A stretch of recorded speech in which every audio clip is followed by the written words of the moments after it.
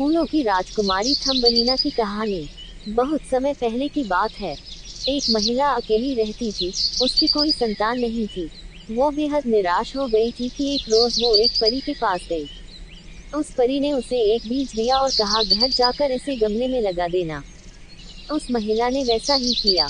जब वो सुबह सोकर उठी तो उस बीज में से सुंदर जादुई फूल टूलिप उग चुका था। टूलिप की एक पंखुड़ी अध खुली थी।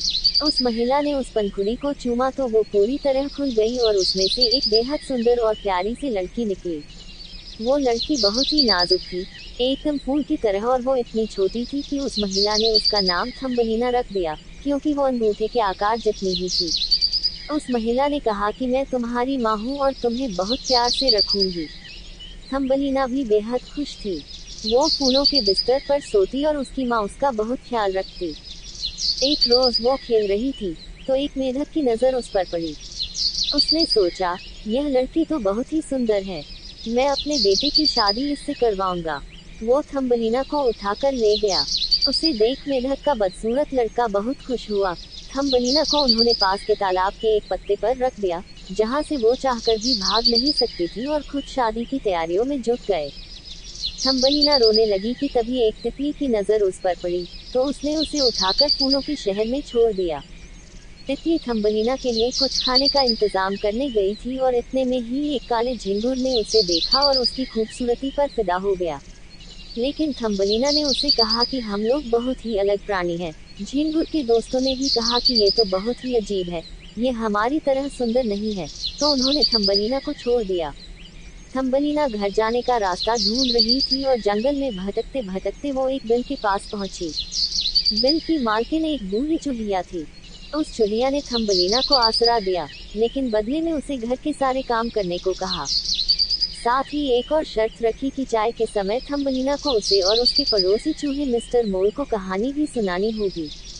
इतने में ही वो पड़ोसी चूहा मिस्टर मोल आया और उसने थम्बलीना को देखा। थम्बलीना पर उसका दिल आ गया। मिस्टर मोल ने बूढ़ी चूहिया को कहा कि उन्हें एक नया घर देखने चलना है, तो वो थम्बलीना को भी साथ लेकर चल दिए। रास्ते में थम्बलीना ने देखा कि एक चिड़िया घायल अवस्था में बेहोश पड़ी है। थम्बलीना ने उसकी मदद करनी चाहिए, तो दोनों चूहों ने कहा कि इसे मरने दो, इसकी क्या मदद करोगी। पर थम्बलीना का दिल न माना। उसने चिड़िया को खाना खिलाया, पानी पिलाया। उसके घाव पर वो रोज मरहम लगाती। एक दिन मिस्टर मोल ने अपने दिल की बात बूढ़ी चूहिया को कही कि वो थम्बलीना से शादी करना चाहता है, तो वो बेहद खुश हुई। थम्बलीना को जब यह बात पता चली तो उसने साफ इनकार कर दिया, लेकिन चूहिया न मानी। तब थम्बलीना ने कहा कि ठीक है, लेकिन एक आखिरी बार मुझे उस घायल चिड़िया से मिलना है।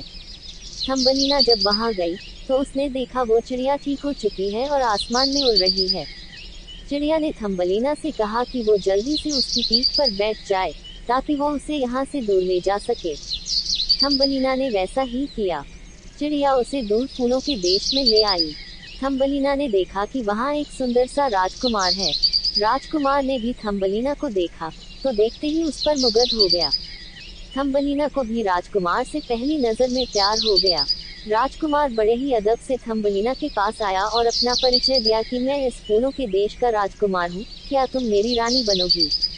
थम्बलीना शर्मा गई और उसे फूलों के देश की ओर से पंख भी मिल गए, जिससे वो राजकुमार के साथ यहाँ वहाँ उड़कर सैर पर जा सके। दोनों खुशी खुशी रहने लगे। खरगोश और उसके मित्र। एक खरगोश था, उसके अनेक मित्र थे। वो हमेशा अपने मित्रों से मिलता और उनके साथ गपशप भी करता। मौके मौके वह उनकी मदद भी करता। मगर एक दिन खरगोश खुद संकट में पड़ गया। कुछ शिकारी कुत्ते उसका पीछा करने लगे। यह देखकर खरगोश जान बचाने के लिए सरपट भागने लगा। भागते भागते खरगोश का दम फूलने लगा। वह थककर चूर हो गया। मौका देखकर वह एक घनी झाड़ी में घुस गया और वहीं छिपकर बैठ गया। पर उसे यह अड़ा सता रहा था कि कुत्ते किसी भी क्षण वहां आ पहुंचेंगे और सूंघते सूंघते उसे ढूंढ निकालेंगे। वह समझ गया कि यदि समय पर उसका कोई मित्र न पहुंच सका, तो उसकी मृत्यु निश्चित है। तभी उसकी नजर अपने मित्र घोड़े पर पड़ी। वह रास्ते पर तेजी से दौड़ता हुआ जा रहा था। खरगोश ने घोड़े को बुलाया तो घोड़ा रुक गया। उसने घोड़े से प्रार्थना की, घोड़े भाई, कुछ शिकारी कुत्ते मेरे पीछे पड़े हुए हैं, कृपया मुझे अपनी पीठ पर बिठा लो और कहीं दूर ले चलो। अन्यथा ये शिकारी कुत्ते मुझे मार डालेंगे। घोड़े ने कहा, प्यारे भाई, मैं तुम्हारी मदद तो जरूर करता, पर इस समय मैं बहुत जल्दी में हूँ। वह देखो, तुम्हारा मित्र बैल इधर ही आ रहा है, तुम उससे कहो, वह जरूर तुम्हारी मदद करेगा। यह कहकर घोड़ा तेजी से सरपट दौड़ता हुआ चला गया। खरगोश ने बैल से प्रार्थना की, बैल दादा, कुछ शिकारी कुत्ते मेरा पीछा कर रहे हैं, कृपया आप मुझे अपनी पीठ पर बिठा ले और कहीं दूर ले चले, नहीं तो कुत्ते मुझे मार डालेंगे। बैल ने जवाब दिया, भाई खरगोश, मैं तुम्हारी मदद जरूर करता, पर इस समय मेरे कुछ दोस्त बड़ी बेचैनी से मेरा इंतजार कर रहे होंगे, इसलिए मुझे वहां जल्दी पहुंचना है।